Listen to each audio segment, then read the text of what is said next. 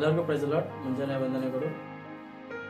ನಹೂಮನು ಬರೆದ ಪ್ರವಾದನೆ ಗ್ರಂಥ 1ನೇ ಅಧ್ಯಾಯ 7ನೇ ವಚನ.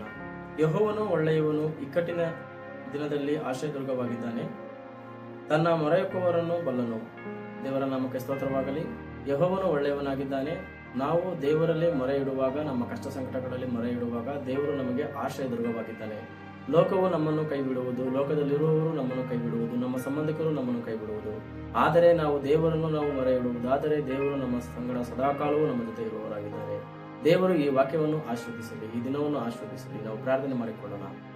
ಪರಿಶುದ್ಧನು, ಉನ್ನತನು, ಮಹೋನ್ನತನು ತನ್ನ ದೇವರೇ, ನಾನು ನಿಮಗೆ ವಂದನೆ ಸಲ್ಲಿಸುತ್ತೇನೆ ಸಪ್ಪ. ಹೌದು ಕರ್ತನೆ ಸಪ್ಪ, ಈ ಸಮಯದಲ್ಲಿ ಕರ್ತನೆ ಸಪ್ಪ, ನಾವು ನಿಮ್ಮನ್ನು ಮೊರೆ ಇಡುವಾಗ ಸಪ್ಪ, ನೀವು ನಮ್ಮನ್ನು ಕಾದು ಕಾಪಾಡುವವರಾಗಿದ್ದೀರಿ, ನಮ್ಮನ್ನು ನಡೆಸುವವರಾಗಿದ್ದೀರಿ ತಂದೆ. ಹೌದು ಕರ್ತನೆ ಸಪ್ಪ, ಲೋಕವು ನಮ್ಮನ್ನು ಕೈ ಬಿಟ್ಟರು, ನೀವು ನಮ್ಮನ್ನು ಕೈ ಬಿಡುವನಲ್ಲ ತಂದೆ. ಅದಕ್ಕಾಗಿ ನಾನು ನಿಮಗೆ ವಂದನೆ ಸಲ್ಲಿಸುತ್ತಾ, ಹೌದು ಸ್ವಾಮಿ, ಈ ವಾಕ್ಯವನ್ನು ಕೊಟ್ಟಿದ್ದಕ್ಕಾಗಿ ಸ್ತೋತ್ರ ಸಲ್ಲಿಸುತ್ತಾ, ಈ ದಿನವನ್ನು ನಿನ್ನ ಕರಗಳಿಗೆ ಒಪ್ಪಿಸುತ್ತಾ, ಯೇಸು ನಾಮದಲ್ಲಿ ಪ್ರಾರ್ಥಿಸಿ ಬೇಡಿಕೊಂಡು ಕೊಡುತ್ತೇನೆ ತಂದೆ.